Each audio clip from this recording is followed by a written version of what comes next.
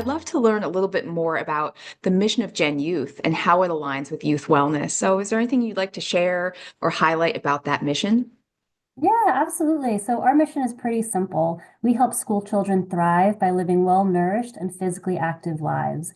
We know that schools are really like the best place to help shape lifelong healthy habits. So we focus on schools and educators and giving them the resources they need, whether it be equipment, grants, or turnkey programs that help create opportunities for healthy learning environments.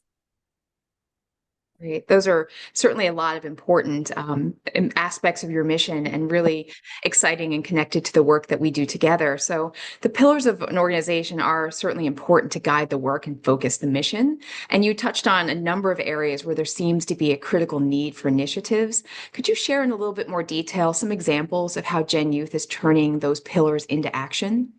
Yeah, absolutely. So at Gen Youth, we have three main pillars. Well, really, I guess some would argue that there are two main pillars and one underlying thread that kind of goes through all of our work.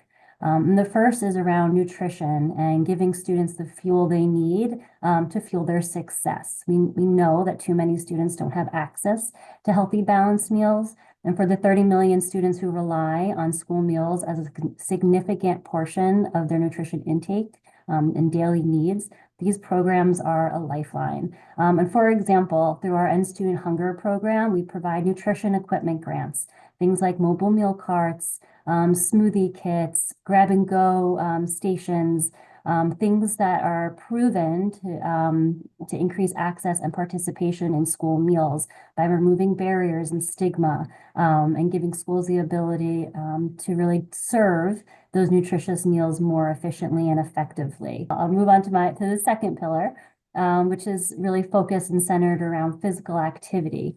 We know that not all students have the chance and opportunity to play in an after-school team or organized sport. And so for many, PE is the only opportunity they have to be introduced to a physical activity, to play and really experience that joy. Our leading physical activity initiative is NFL Flag in School. And it was designed as a turnkey solution to help educators address the crisis of inactivity across the nation. It helps to get students moving through the fun game of flag football. We provide free resources, a curriculum that meets national PE standards, and we just make it as fun as possible for educators to integrate physical activity into their programming. And one thing I'm incredibly proud of is we know it's working. After a decade of research and surveys and feedback from educators, we know that it's helping more students get engaged and participate. It's accessible, it's fun, and currently we are in 25% of schools across the country. And so thanks to the NFL Foundation and other partners, we were really able to meet that demand and continue to grow. Physical activity isn't just about fitness. It really boosts mental health and academic performance. And so providing this critical resource and, just solution to schools is incredibly impactful. And then third, I mentioned before, we have an underlying pillar that kind of, or thread rather, that goes through all the work that we do at Gen Youth, and that is our commitment to youth engagement.